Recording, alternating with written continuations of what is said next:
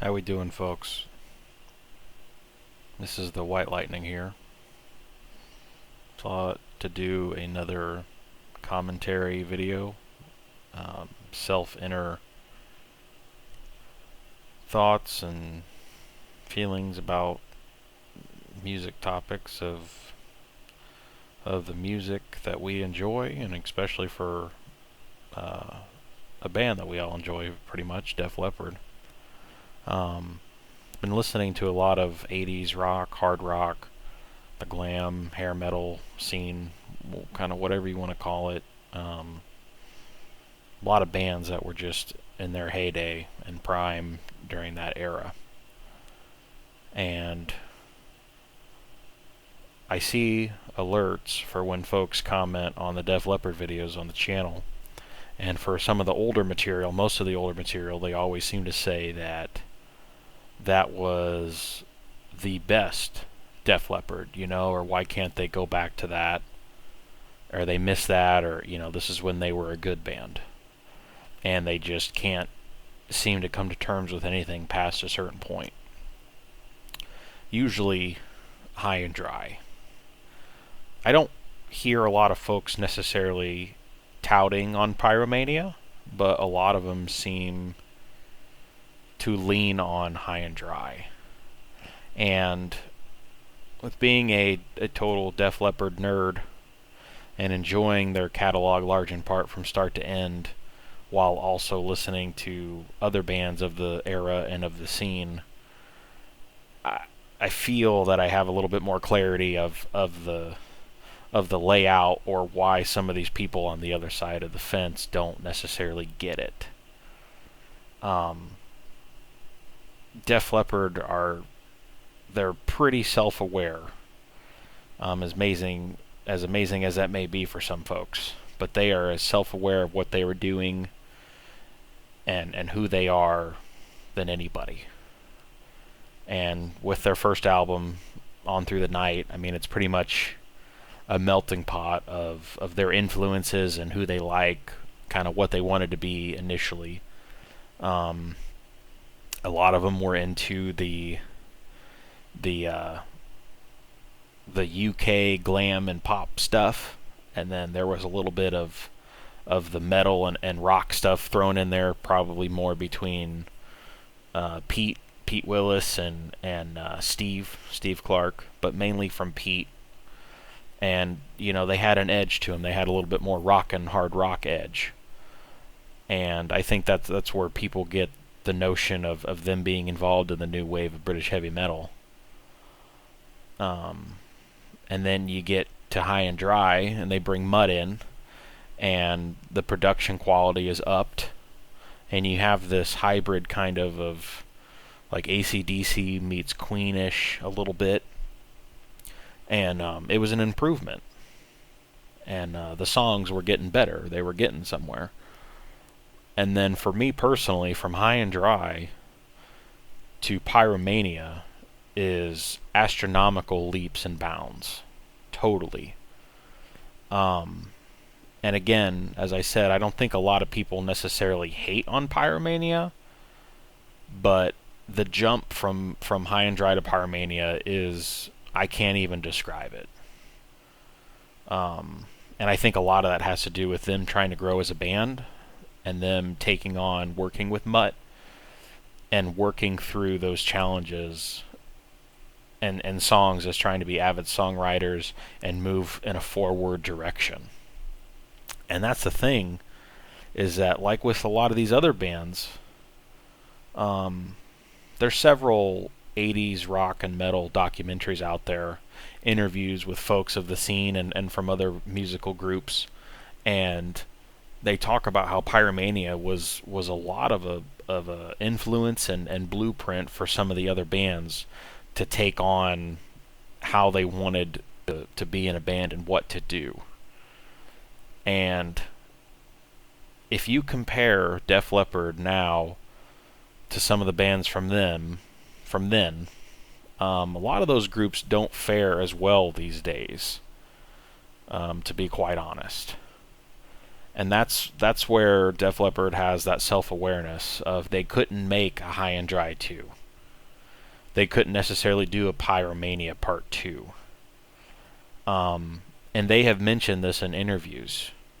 And that's the ironic thing is while they were working on Hysteria, I mean, you have all these bands out there working on basically their first Pyromania, or they're doing Pyromania 2, pretty much, at that point. And that is why Def Leppard has sustained and still has, they are so relevant to this day. And they play amphitheaters, they play arenas, they are filling stadiums as we speak. And I mean, they are doing it, which is amazing. And they're grateful for that. But I feel that there's just a majority of these folks that don't necessarily think that big or that far ahead in why they are doing what they are doing. And that's the ironic, or, the funny thing in all this is you can still listen to that music and enjoy it.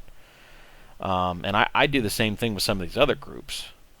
I'm a big Dokken fan. I enjoy Dokken, but they just didn't necessarily take off.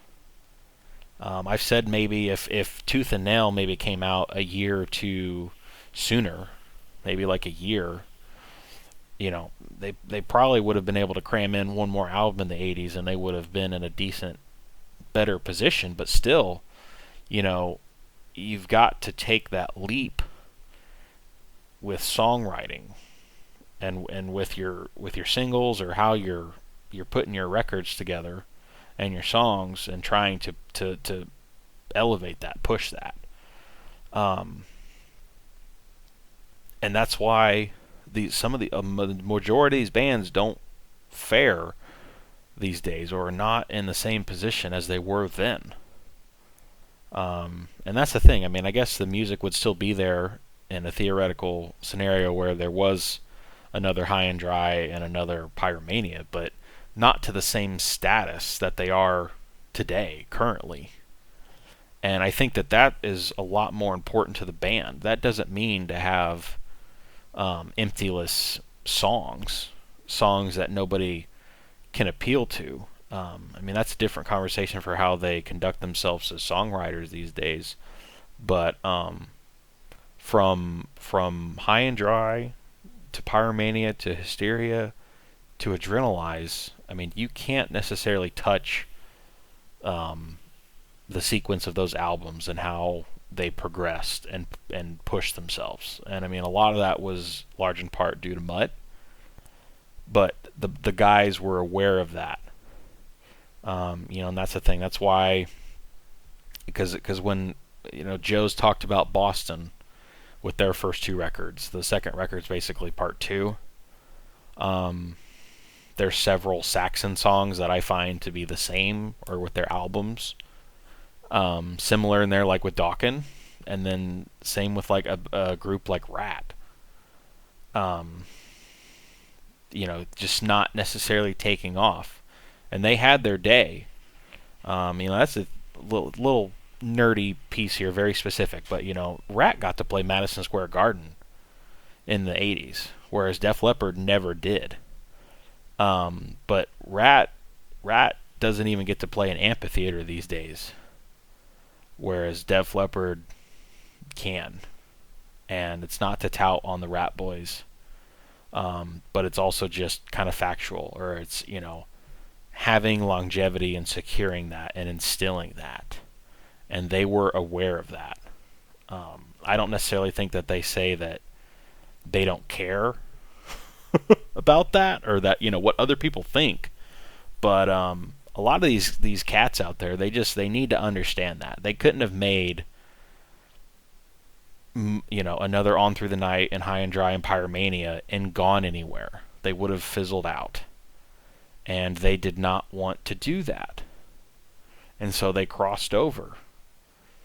Even for what they say about Pyromania being poppy and all the keyboards, I mean, that is a hard rock,